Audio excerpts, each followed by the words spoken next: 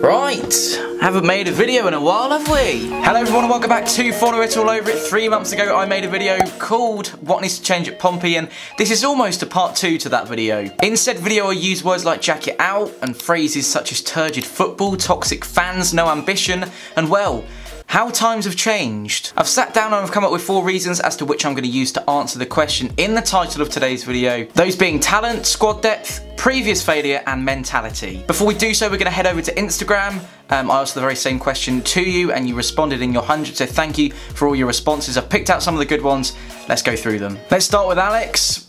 He's a funny guy. Nick said our attackers hit rock solid form with John and Marcus forming a good strike partnership up top, absolutely. Adam said the chemistry and team spirit among the players seems to be at an all-time high. They want it. Adam, they do want it. Here's 3 very straight to the point replies. Because we will, because why not, and because John Marquis.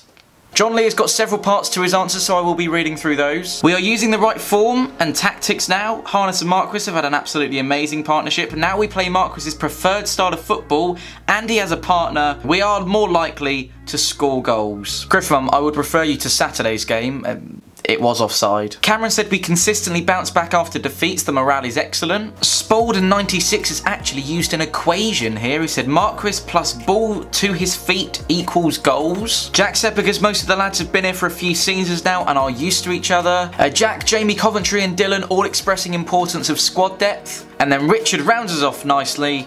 Because we have Kenny. So Instagram has pretty much confirmed what I thought.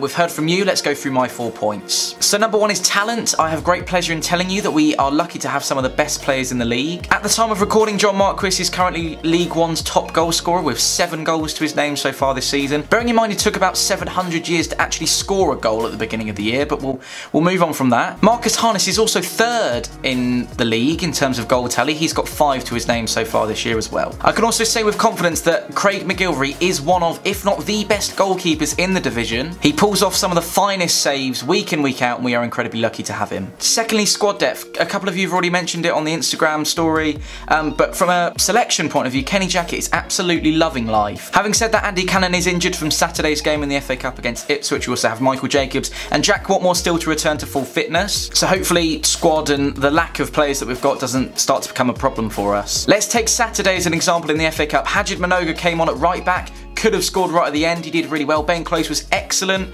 You know, Ellis Harrison came on as well to just give us that extra boost for the extra 30 minutes that we played. We've got a very strong bench. We've got a very strong starting 11, which is exactly what you need. The 3rd point is previous failure. Again, a couple of people on Instagram spoke about how long we've spent in League One. Boys and girls, we haven't played Championship football for pretty much a decade now.